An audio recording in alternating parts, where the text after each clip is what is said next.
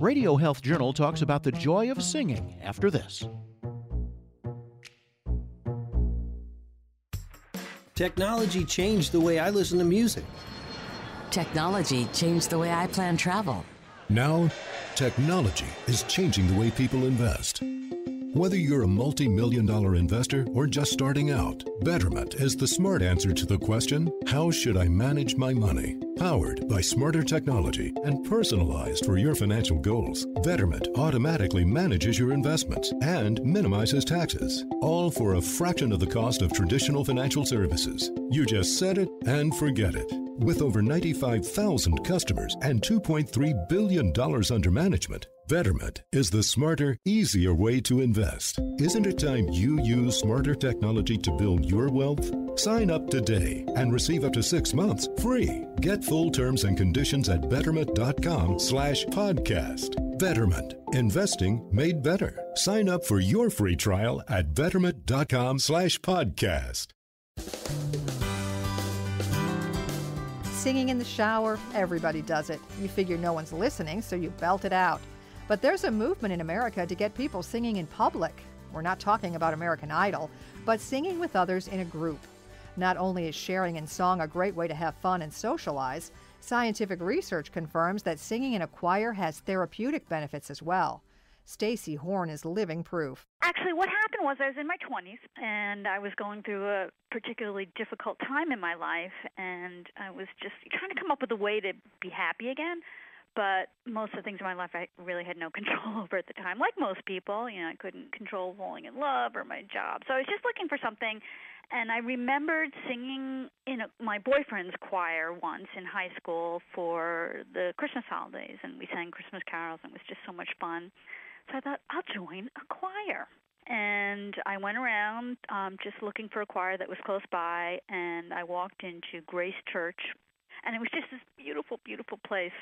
So I auditioned for that choir. Horn walked into Grace Church 30 years ago and has been singing with the choir ever since. But it almost didn't happen at all. I got in by begging to get in because I really don't have a great voice. I can sing in tune, but that's about all I can say about my voice. And I just looked at the guy and I said, please, please let me in. I'll sing quietly. I won't throw anyone else off.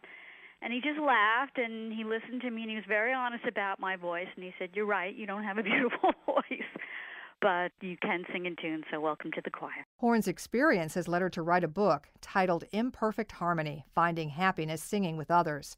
She says there's a lot of scientific research backing up what choir members say, that singing in a group makes you feel good. One of the things I discovered fairly quickly was music feels great, but it isn't just an emotional response, it's a physical response. And every singer you talk to, and I guess musician, but I only focused on singers, will say the same thing. It's just you walk into rehearsal, if you're tired, depressed, whatever, you just walk out feeling high and wonderful again. And so I looked into the science of singing to see if there was any research to explain this feeling, and I actually found a lot. The brain just seems to put out this wonderful wash of neurochemicals that just make you feel better. I found it lowers our levels of cortisol, which indicates that it lowers our stress and relaxes us. It releases endorphins, which gives that rush or singer's high. Studies show that singing also releases the hormone oxytocin, which manages anxiety and stress, and also enhances feeling of trust and bonding. So not only is it calming you down and making you feel good, it's also making you feel close to the singers around you. And everyone who sings will say the same thing. You feel this incredible connection to the people around you that there's very few other areas of life where you feel that connected to other people. Like you feel that way with your family, but this way you're feeling it with a room full of people. And in my case, that's over 100 people. There's just something very powerful about the group effect anytime people get together and sing. That's Dr. Barbara Royer, CEO and founder of MusicWorks Incorporated, a music therapy practice in San Diego.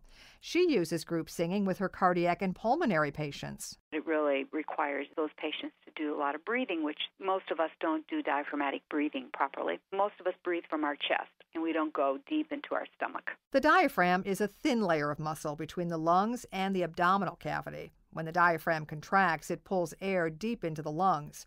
But Royer says it takes training to breathe this way. Practice with deep breathing exercises. Like voice majors, most music therapists have vocal training.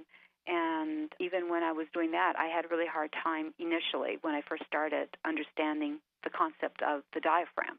And so my teacher always had me lay down on my back, because when you're laying down on your back like a little baby, you see a baby breathing on their back, and you just see their tummies going up and down, right? Because they're breathing properly. They're breathing from their diaphragm and their stomachs.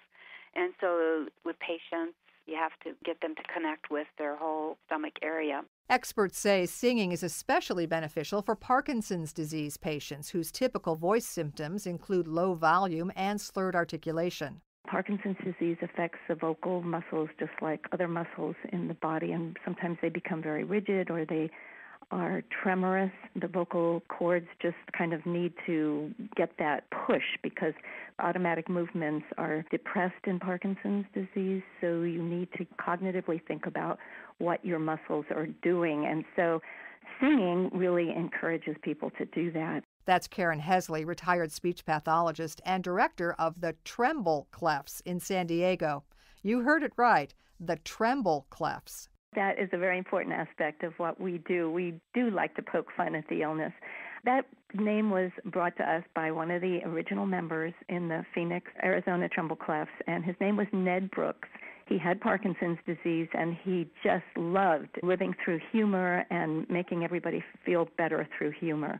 And I think that is something that we all really appreciate, the ability and the atmosphere that is created when we can laugh at Parkinson's. There have been some really funny songs that members have written. They call each other Parkies, and there is a lot of humor involved, and I think it really helps ease the burden of living with Parkinson's. Hesley says there's no evidence-based research to prove that singing slows down the progression of Parkinson's, but she says anecdotal reports point in that direction. It's an illness-specific group, so everybody in the group experiences similar things.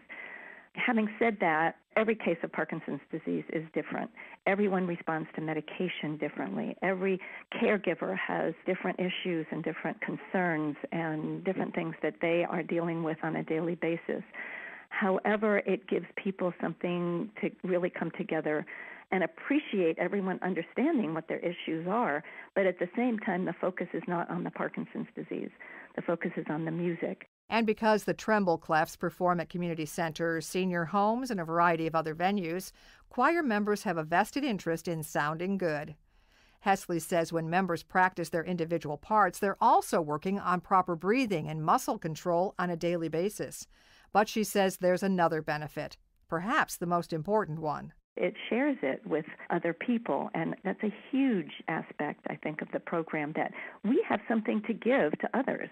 We can take our music out and we can be the givers of goodwill and joy, and it does make people happy. It makes people smile, and it puts a very positive viewpoint on Parkinson's disease, what people with Parkinson's can do, not what we can't do.